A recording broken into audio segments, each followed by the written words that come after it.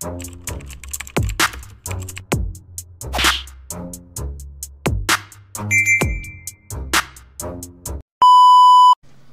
what's up mga kumag, I'm back, ang inyong online judge, walang iba kundi Judge Jinan. Okay guys, 1 minutes pa rin tayo at ito, halos kaka-upload lang neto. So ito yung Atoms versus K3U. So shoutout kay K3U, shoutout kay Atoms, isa yan sa mga nakakausap ko sa page, shoutout sa inyong dalawa.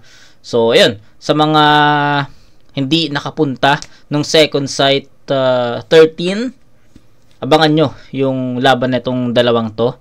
Si K3U, puta, abangan nyo yung laban niya kay laban niya kay, I think, Tulala. Nakalimutan ko na, pero sa pagkakalam kay Tulala yung kalaban niya. Panoorin nyo yun, puta. Isang classic na K3 yung makapanood nyo doon. Hindi ko nasasabihin, hindi ko na kayo spoil, basta panoorin nyo yung battle na yun. Kay Atoms naman, pucha, yun yung battle of the night, man. Cygnus Atoms versus Jos Vicente. So alam ko nabanggit ko na to ng ilang beses, pero pucha, abangan nyo yun para ma-hype kayo. Ay, na sobrang ganda ng laban na yun. Okay? Yun talaga yung yun talaga yung pinaka nag-stand out na battle sa gabing yun. Kaya panoorin nyo yung laban na yan. Kay K3 pucha, kakaibang K3 yun. Buti na lang kamo napanood ko si K3 bago ko siya napanood ng live no. Na-review ko yung battle niya kay James Oberman, then after nun nakapunta ako ng second sight 13 at buti na lang aware ako, or sabihin nating na napanood ko na siya, aware ako sa style niya, at mas malakas na K3 yung napanood ko nun sa live. Okay, so yun. Yun lang yung mga konting masasabi ko, or konting info na masasabi ko about dito sa dalawang to na nagkaroon ng laban sa second sight 13. Abangan nyo yun. Okay? So yun, Atoms versus K3U. Huwag natin patagalin to. Let's go.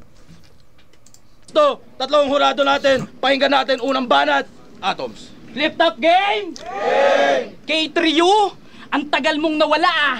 Kaya yung liga na pulo, miss ka na ng sobra, panay flex sa'yo at backtrack. Kasukupal ka ba, bossing?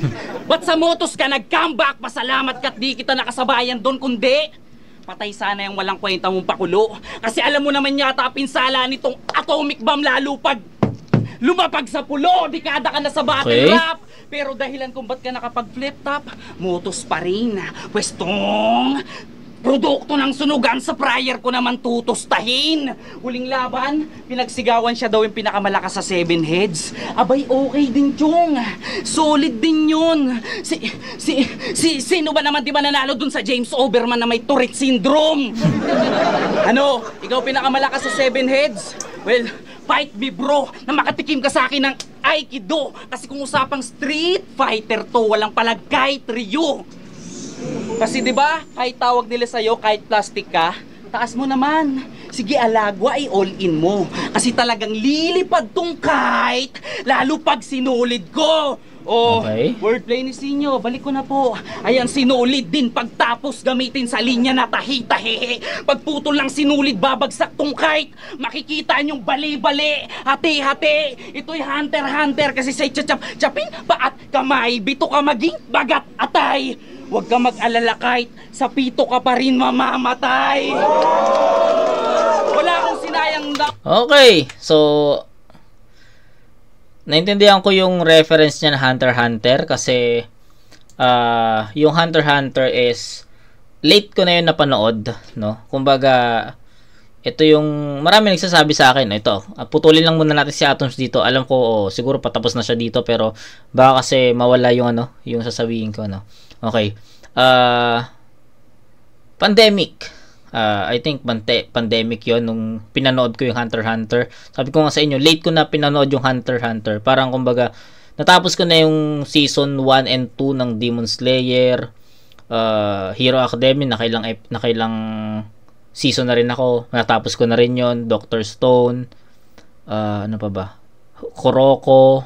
Basta, ang dami ko na natapos or naging updated ako sa ibang mga anime. Tapos saka ko pinanood yung Hunter x Hunter. So late ko siya napanood. So bakit ko na nabanggit, no? Kasi yung reference ni Atoms dito, no, yung Kite tapos Pito, Hunter x Hunter reference, no. Si Pito, si Neferpito, no. Tangina, isa yun sa mga grabing grabe sa Chimera Ant na arc yun no. Sila kila Mirwem, Neferpito, nakalimutan ko lang yung dalawa basta may dalawa pa, 'di ba? Yun, isa sa mga halimaw talaga yun, pero tangina, dinuro lang siya ni Gon 'di ba? Iba yung klaseng Gon niya, tangina. Lalo na yung nag-transform si Gon sa mahaba na buhok. Puta, lupit nun.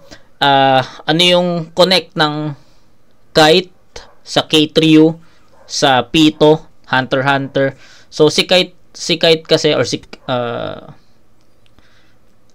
Kite ba ang pronunciation doon or Kite? Di ko alam no? Pero feeling ko Kite naman yun. So, ano yun si Kite is, pinatay siya ni Pito, no? Kumbaga, parang, pero alam ko nag-meet sila Nag-meet sila ni Gon, pero hindi na si Kite yun. Hindi na si Kite yun. Si Kite, sa mga hindi nakakaalam, siya yung, alam ko, naging teacher, no? Naging teacher nila Gon tsaka nila Killua nung time na yon, nung Chimera Ant. So, di na masyadong klaro sa akin. So, enlighten me or i-correct me na lang kung mali ako sa mga fan ng Hunter x Hunter dyan. Baka mali ako sa mga nasabi ko, i-correct na lang ako sa comment section. Pero sa pagkakatanda ko, ayun, si Kite is naging teacher nila Gon tsaka ni Killua nung Chimera Ant saga. Alam ko yung bago pa mag-start yung Chimera Ant, kasi naalala ko naglaban si Kite tsaka si Pito noon, and hindi nga namatay nga si Kite. Tapos nung nagkita sila, parang hindi na, parang na yun parang naging Frankenstein na tahi-tahi na yung something. Hindi ko na maalala So, yun. Maganda yung reference kasi na nakarelate ako dun sa ginawang reference ni Atoms, kaya props dun. Baat kamay, bito ka maging bagat atay. Huwag ka mag-alala kahit sa Pito ka pa rin mamamatay. Wala akong sinayang na oras sa loob ng 60 segundo. Tangin na chibug to. Sumunod lang ako, boss, sa order mo. Lamon na yan, lalo na sa 1 minuto. Bangina, ako daw yung baon. Okay. So, ang daming wordplays ni Atoms dito, no? Maganda. Yung lamon na yan, 1 minuto, okay. Minuto, minute, tsaka menu, no? Tapos yung nameplay, K3U Kite, ayos yun. Yung reference, Hunter x Hunter, okay yun. Ano pa? Yung intro niya, no? Na itong, pag bumagsak tong atomic sa pulo, no? Bakit ka nag-comeback? Nag-comeback ka sa pulo, something ganyan. Yun, maganda rin yun. So, overall, para kay Atoms, nagustuhan ko yun. Especially yung yung pinaka inexplain ko sa battle na to, which is yung Hunter x Hunter reference. Nagustuhan ko yun. Para sa akin, ang ganda nung pagkaisip niya ng Kite, Hunter x Hunter dun sa K3U So, I found it creative, no? Solid yun, kasi ako pangatlo best ko pala napapanood si K3U. Parang si Atoms pala nakakagamit nung Kite, no, doon sa Hunter x Hunter. So sa akin ng creative nun. Yung sinulid naman, no, Alagwa sinulid, yung sabi nga niya wordplay ni Sinyo. So hindi ko na iniscorean yun kasi para sa akin hindi siya ganun ka epektibo. Okay. So, yun. So far, overall, kay Atoms, yung pagiging creative, pasok yun para sa akin. Medyo mahaba lang yung oras. Yung mga references, yung mga direct na punto, yung nameplay, pasok yun. So, K3U tayo, tignan natin. Tignan natin kung mapapantayan ni K3U yung ganong performance ni Atoms. Let's go. Tangin na chibug to! Sumunod lang ako, boss, sa order mo. Lamon na yan, lalo na sa 1 minuto. Bangina, ako daw yung baon ngayon. Pito ka, eto, suntok ni Gon. Okay. Hatang ina ka. Yun yung sinasabi ko sa inyo, 'di ba, no? kanina, no, si Pito, dinurog lang siya ni Gon. No, tangina, durog talaga si Pito kay Gon sa panoorin niyo 'yon kung di kayo aware. Baon ngayon, Pito ka, eto suntok ni Gon. Ha, tangina ka. Salute kay Shernan, pero kung usapang pulo, wala kang nalalaman dyan. Pakitanong na lang kasi kay Shernan kung kailan siya sa akin lalaban ng one-on-one. Ha, tangina ka? Ha? Ang dami mong sinasabi. Street fighter ka, eto legend ang sunugan kali. Ha, tangina ka? Pagkahayop ko ay triple. Mga pasabog mong terrible, madidisarma. Di ka naman effective o explosive kapag deadline na. Pagkahayop ko ay triple. Mga pasabog mong terrible, madidisarma. Ngayong sa Luzon 3, si K3 naging K9 na. Abang ikay na natiling askat. Ulit. K3 ko ay triple. Mga pasabog mong terrible, madidisarma. Ngayong sa Luzon 3, si K3 naging K9 na. Abang ikay na natiling askal dahil soccer yaks. Ay kay na natiling askar dahil soccer yaks. Siniraan mo yung hagda para sa $100 na kinabang ka sa daan-daan na parang Google Maps. Ang pagkakakilala ko sa Atoms, building blocks. But for the sake na makagain ng stash, nagpakabandyan ka ng squatter house. Ha? Kahit tumulong pa si Cygnus, ang aftermath, dalawa kayong uuwing balikbayan box. Ang karampatang buwis ay 12, value added tax. Speaking of that, ba't mo minulesta si Platito? Yun ay illegal. Kira cheats, ba't nasa 7 pa tong immoral? Sinusulatan ka ni Kira para maging lirikal? Tagasulat nga pala si Kira ng mga kriminal.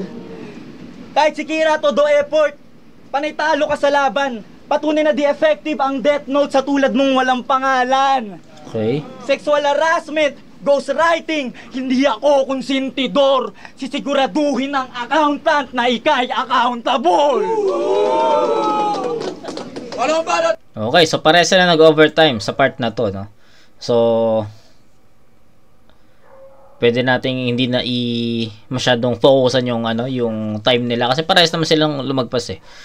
Round 1, I think mas nagustuhan ko yung round 1 ni Atoms sa part na to. So I think I'll go with Atoms sa round 1 sa score na 9-8, no? Hindi ko muna ipe-perfect si Atoms dito kasi sabi ko nga sa inyo may mga wordplay or may mga bara si Atoms dito na hindi ko na iniskoran tulad nung sinulid, no, yung Alagwa, kahit hindi ko na masyadong iniskoran yun. Kaya para sa akin mayroon pang mas malakas na performance si Atoms doon, kaya 9 muna yung bibigay ko doon. Although na-explain ko na yung round 1 ni Atoms. Kay K3 tayo, rebattles, okay yun. Nagustuhan ko rin yun. Lalo na yung si Pito ka. Ito, suntok ni Gon. Nagustuhan ko yun. Natulugan lang siya ng crowd, pero para sa akin, maganda yun. Yung value added tax, CPA, accountable, maganda yun.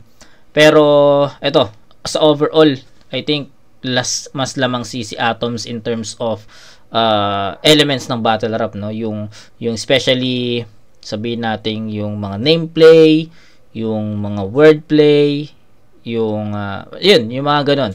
Lamang sa criteria lamang si Atoms. So tignan natin kung makakabawi si K3 sa round 1, pero I think I'll go with Atoms dito sa first round sa score ng 9-8. So 9-8 or 9-7, pero props pa rin naman doon. Sabi ko nga may mga nagustuhan naman akong linya ni K3 dito, kaya yan, bigyan natin deserve ni K3 yung 8 dito. So it's a 9-8 in favor of Atoms. Medyo nakukulangan pa ako sa mga dito, sa mga direct na punto or direct na punchline ni K3 para kay Atoms. Or sabihin natin ganito, para mas klaro din sa inyo, sa style na ginamit nila parehas, I think mas nanaeg yung pagiging agresibo ni Atoms, mas effective yung performance ni Atoms. Kay K3, although andun yung pagiging aggressive, pero may kulang no? May kulang in terms of punchlines, in terms of effectivity ng mga lines na ginamit. So, tignan natin 2 and 3 baka makabawi, pero 1 kay Atoms yun. Pahinga natin!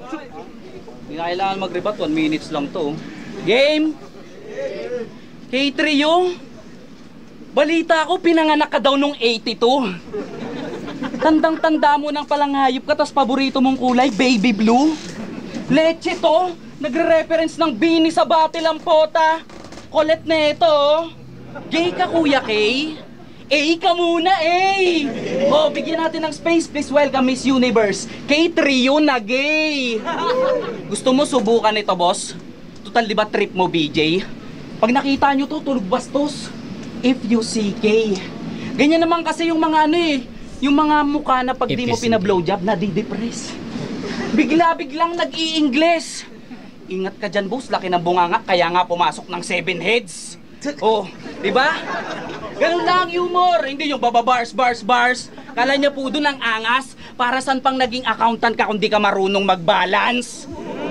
Ayos, bars. Di ba sinabi niya accountant? Siya na daw yung makabagong tipsy D. Binubola mo ba kami? Rifle to, hindi rapple, kaya wag ka nang papalagpabay. Kaya anong energy ball, raid to! Sa ibang paraan ka magtataas kamay. Ayos. Ba't anyari, pang Andrade, yung atake mo papatayin? Para san pa yung antipara, lang Okay. Hindi ko na nga sinabi to pero wala No? Sabi ko nga sa inyo, 'di ba? Pangatlong beses ko na napanood si K3U at ito yung pangatlo. At sabi ko rin kanina bago tayo mag-start, buti na lang napanood ko si K3U or na-review ko yung laban ni K3U kay James Overman bago ko siya napanood ng second sight na live.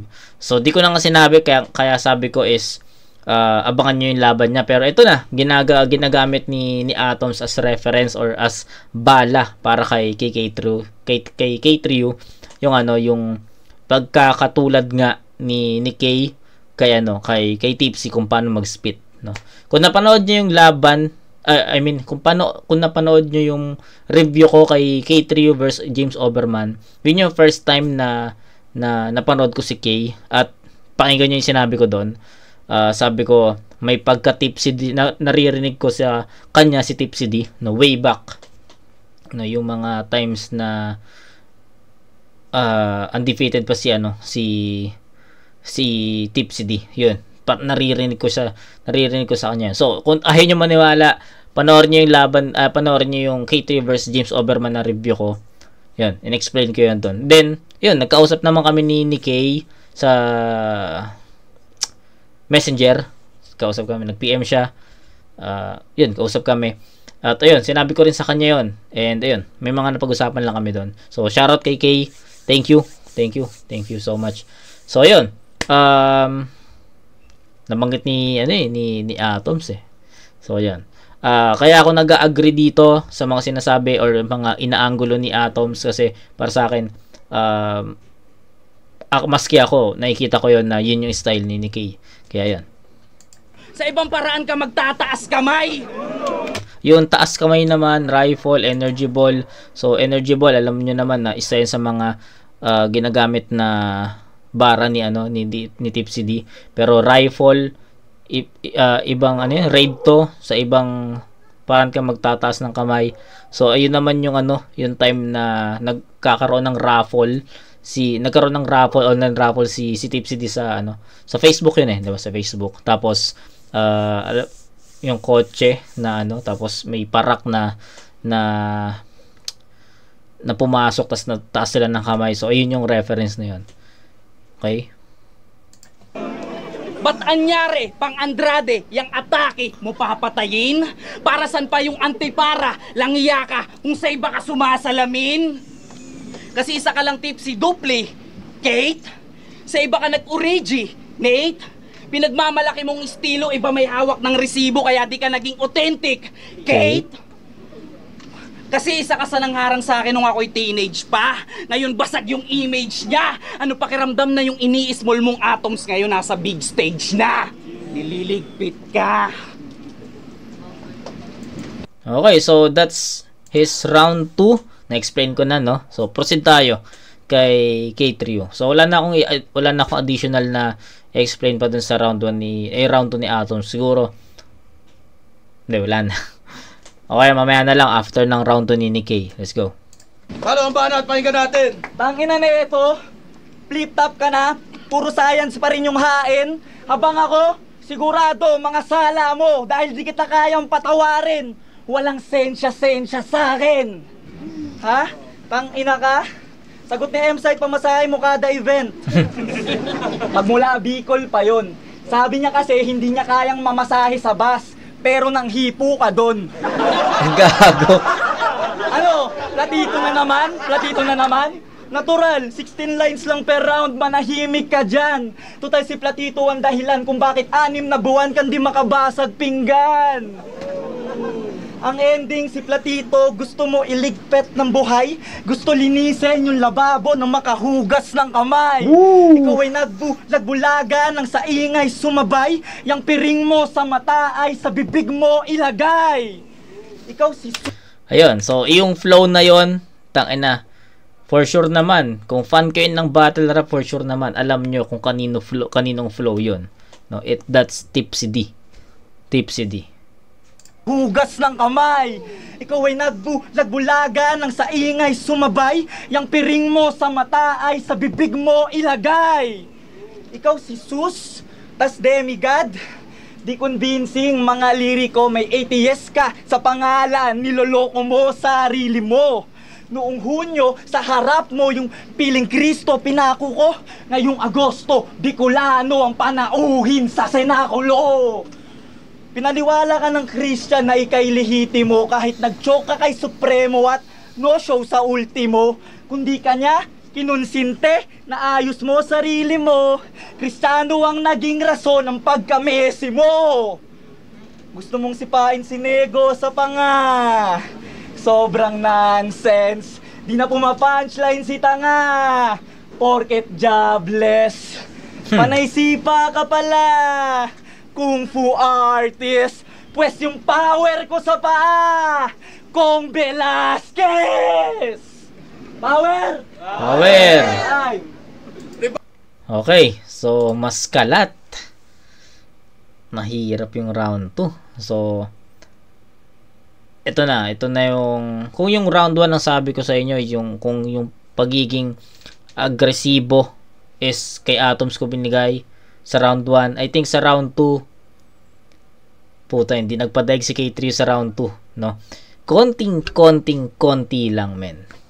Alam mo yon, para sa akin nahabol ni K3 yung performance ni Atoms, and then sa mga last 8 lines, last 4 lines, umiscore pa si K3. Kaya para sa akin, bibigyan ko kay K3 tong round 2 sa sobrang dikit, no? Kumbaga sabihin nating 9 points tapos 8.9. Ganun lang kadikit, no? Sobrang ganun lang. Kumbaga sa karera nauuna si Atoms, pero yung mga last seconds na overtake siya, si K3 pa yung si K3 pa yung nanalo sa na yun, sa pagitan ng round 2 na yun. Kaya yun, kita ganun humabol si K3. Alam mo yun, last minute, last second naabutan niya yung performance ni Atoms, then sa kanya yun. So bakit? Simple lang. The flow, references, punto, mga jokes. Yung mga jokes ni K3 underrated para sa akin, 'di ba? Although naulit yung Platito na reference, pero ang ganda ayos naman yung hugas kamay, something ganun. Galing nun. Nagustuhan ko 'yon. Kaya para sa akin mas kalat yung references ni K3, mas tumatama, yun talaga real talk, mas tumatama na yung yung mga linya ni K3 dito. So dikit, sobrang dikit talaga. So far akala ko nga, sabi ko itatabla ko yon, pero sa last 8 lines, last 4 lines, kumonekta si K3 doon. Kaya kanya, lalo na yung flow na sabi ko nga sa inyo, it's a tipsy flow, kuwang-kuwa no. So nagustuhan ko yon, 'di ba? So round 1 Atoms yun, men, 9-8. Pero yung 9-8 ng 9-8 ni Atoms sa round 1 is literal na 9-8 yun. Kumbaga whole number talaga na 9-8, kasi hindi naman tayo gumagamit ng pointing system. Kasi gusto kong makita niyo yung pinagkaiba ng 9-8 sa round 1 sa 9-8 sa round 2. Kaya even then hindi tayo gumagamit ng pointing system, gusto kong i-elaborate or i-explain sa inyo kung gaano magkaiba yung 1 and 2. 'Di ba? 9-8 sa round 1, literal na 9-8 'yon.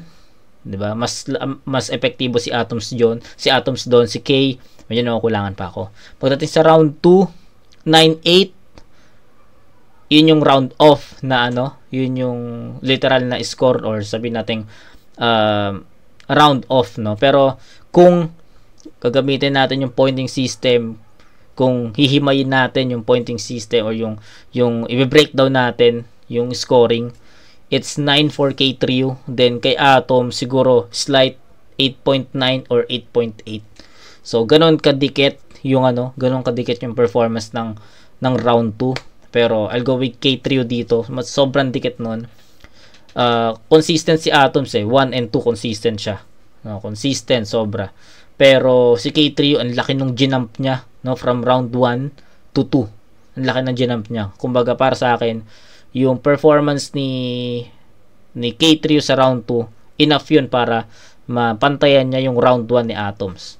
Then kay Atoms naman, para sa akin, yung 1 ni K3 tsaka yung round 2 is magka-level din. So, ganun alam mo yan, criss-cross no? So, yun. Tabla, 1 and 2. Atoms round 1, round 2, K3U, tabla yun. So, kakalaman sa round 3. Banat, pahinga natin! Panay platito! Kala na Don Heavy, kinanta yung platito na parang Ron Henley. Inaneto, science, sa Atoms pa talaga nagangas. Super science, Atoms. Sana nagets mo yung play. O baka sasabihin mo na namang rich porkit may go kung way. Okay. K3U. Ganito yung pangalan niya, K3U.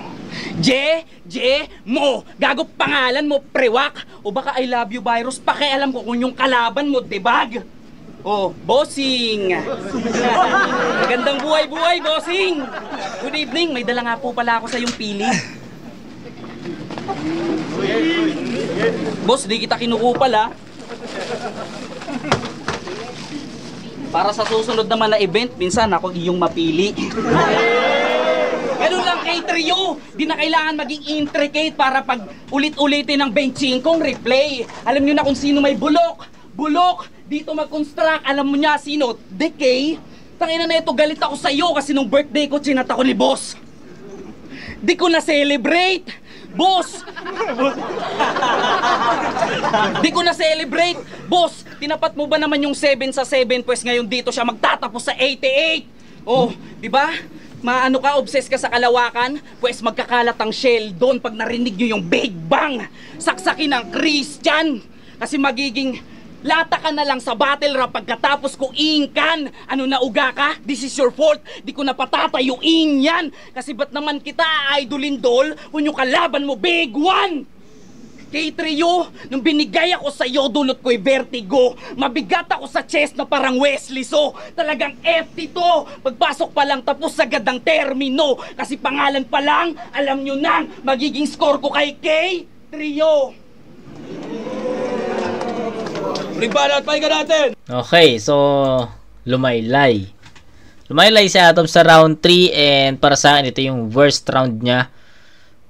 Feeling ko na nasayangan ako sa ilang lines yun, 4 lines, basta nasayangan ako doon sa halip na dumirekta na siya na atake kay K3U doon. Sumegway pa siya ng ilang lines. So ito yung pinakamahina sa akin na round ni Atoms. Paano ko ba explain to? Pero hindi naging consistency si Atoms from round 1 and 2 to 3, no? Kumbaga ang ganda na ng performance ni Atoms 1, 2 parehas. Pagdating sa round 3, lumaylay. So nawalan siya ng effectivity para sa akin. Nawalan ng effectivity yung mga linya. Hindi rin ganoon ka lakas yung impact ng mga sinabi niya mga punchline. So basta nag-decline yung performance ni Atoms dito. in terms of effectivity ng linya. So K3U. Yo, check! Yung K3 daw, I love you. Puta, 24 na sa wakas, na-gets mo din. Araw to ni K3 kahit di Feb 14. Tangina nito, negosyante. May tanong lang ako sa ating founder. Sir, sigurado ko bang hindi to si Mr. Pibus na naka-long hair? Tangina ka, sir, paribat muna ha. Niyakap ka ni Enigma bilang partner, pero iniwan mo siya sa dulo. Porket mas mahal niya yung kultura na tinuturing mong negosyo. Pero kita mo naman, hindi kakawalan, flip-top pa rin, numero 1. Panis siyang disaster sak maestro kay Everedy at Carlito. Ang ina mo, galit ako sa'yo, Mr. Pibus. Ang ina ka? Porket di ako sikat, di ka nagre-reply sa chat. Buti pa si Enigma, naglo-long message agad. Tapos heart react. Tangina ka, mahal-mahal pa ng ticket sa PSP. 5K, walk-in, pang-outing na yon. Tangina ka, sir, parabat. Tapos yung event nyo sa Gapo, nga tapat lang, 1 minutes Luzon. Ay, si Atoms ka pala. Huwag kang mag-alala, yayaman ka rin. Basta magnegosyo ka ng marangal na may konting krimen. Country game? Wala kang taka sa pagiging agresibo ko. Di lang ikaw binadibag pati yung alter ego mo. Oo, kumpleto. Ano? Oo, kumpleto ang rekado ng aking bersikulo. Lahat to ay bagong bato na parang neolitiko. Nilahit-lahit mo pa si Raichus sa mukhang gulay at halaman.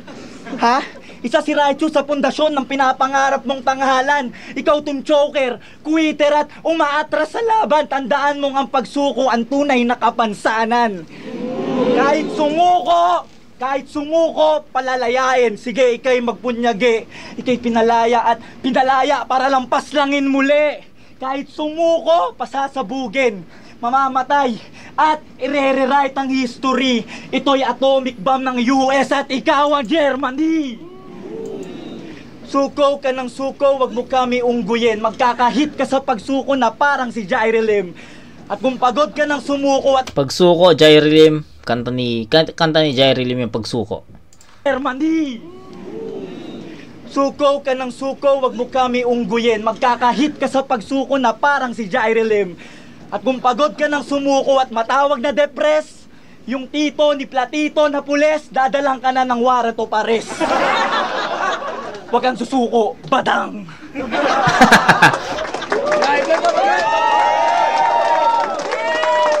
1 minute, Luzon! Okay, so kumawala si K3 sa kulungan, pucha. Alam mo yon, paangat yung performance. Yun, although, pares, ayun, sabi ko nga sa inyo, pares naman silang nag-overtime. So, I think, hindi ko na pwedeng, or hindi ko na masyadong tatapyasan yon. As is na yon. Unlike dun sa Hemphill tsaka Earth J, na sa Earth J is sobrang disiplinado, then si Hemphill is sobra-sobra, no? Kaya nagtapyas ako doon. Pero regardless, no, kay Hemphill pa rin naman yung boto ko nun. Kasi baka lang makita nyo or masilip nyo na bakit etong mga to, hindi ako nagle-less sa mga overtime, tapos yung laban Earth J tsaka Hemphill nagle-less ako. So, magkaibang story yon, guys. Yung laban na yon, Earth J tsaka Hemphill, yung isa doon sumusunod sa oras, yung isa doon nag-overtime. So sobrang unfair naman nun kung, 'di ba? Ang unfair nun kung judge ko siya as the same, 'di ba? Ito kasi parehas silang may overtime. So kahit nung mga last na 1 minutes na na review natin, 'di ba? Parehas silang may overtime. So I think deserved naman, no, na wag na natin putulan since naman sila, since parehas naman nag-overtime. Unless si Atoms sumusunod sa oras, si K3 lumalagpas, or vice versa, si K3 sumusunod sa oras, si Atoms sumusobra. So doon tayo mag-aayos ng time limit, no, so judging time limit. Pero since parehas naman silang over 1 minute or 2 minutes, siguro pagpapalagay natin na as is na yon. So para sa akin, round 3 ni K, dahil sa mga rebuttals niya, mas nag-boost pa yung para sa akin mas nag-boost pa yung performance. Parang nagkaroon pa ng kumpiyansa lalo nung kumokonekta yung mga punches. Although si Pibus yung una niyang tinira doon, rebat, 'di ba? Rebat, tapos Pibus, tapos, 'di ba? okay pa rin yun. Nakuha niya pa rin yung overall momentum niya. Unlike kay Atoms na bumaba, no? Bumaba yun. So, yun lang. Simpleng judgment lang for this battle. Ang haba ng naging 34 minutes yung video natin. Lang naman yung battle, 14 minutes lang. Pero, ayun. Para sa akin, rounds 2 and 3 nakuha ni K3U. Round 1 Atoms yun, malinaw. Sa 2, K3U, dikit. 3, K3U, yun na yung malayo at kumawala na talaga si K3U dito. So, yun. Ulitin ko lang, 1 Atoms, 2 K3U pero sobrang dikit. 3 K3U, yun na yung kumawala na siya. So, that's 9-8, 9-8, that's 17. Tama, 17. Then, 8 points ang ibibigay ko kay Atoms dun sa round 3. So, bumaba So, that's 7-25. Then, kay K3U naman, bigyan natin 10 points yun. So, ayan. 27-25. 1 Atoms, 2 and 3 K3U. Yun yung boto ko dito. 3 Atoms versus K3U. Mag-i-spam beses para sa kanilang pareho. Shoutout sa inyong pareho sa pagpupursige. Ang boto ng hurado, 2-1 magigay para kay K3U. So yun, deserve para sa akin or convincing para sa akin yung 2-1 na score dito, no. May isang judge talaga na boboto kay Atoms doon kasi para siguro para sa kanila 1 and 2 nakuha ni Atoms. Ako first sa point of view ko konting lang sabi ko nga sa inyo sa last minute, last second lang umarangkada si K3 at nakuha niya pa yung yung atake na yun. Kumonekta pa yun. Pero sabihin natin hindi kumonekta yung mga huling haymaker ni K3 kay Atoms yun So baka yun yung possible na nakita ng isang judge kasi hindi natin mapapakinggan yung judgment dito So feeling ko lang isa yun sa mga magiging or isa yun sa mga rason kung bakit binoto niya si Atoms. Yun, sabi ko possible sa kanya talaga yun Pero para sa akin last minute na overtake talaga niya ni K3 yung round 2 ni Atoms. Last second of his round. Yan. Shoutout 7 hits, Rapline staff, sa lahat-lahat ng mga pumunta, sa mga taga Las Piñas, sa lahat ng tropa kay M-Site, maraming salamat sa iyo tol, the best ka, at lalabanan pa kita sa flip top. Pareho ka grupo mo 7 head, solid naman, di ba? Salamat nga pala kila Mayor Adrian Salceda Pulanggel by Cripply Topper, Beast Chainworks, wag na yung dalawa boss. Street Closet, Underground Label Clothing ni Sir John Saint, KitKat Alejo, Cristina Marisca Away, Jane Erlin Reoso, Campers Clothing, Mark Joseph Romualdo, Junipita, Vicente, Prince Empire, Manus Music. Solid naman yon. Hindi ako nag-joke. Yeah! Okay. Uy, gagos. San Miguel.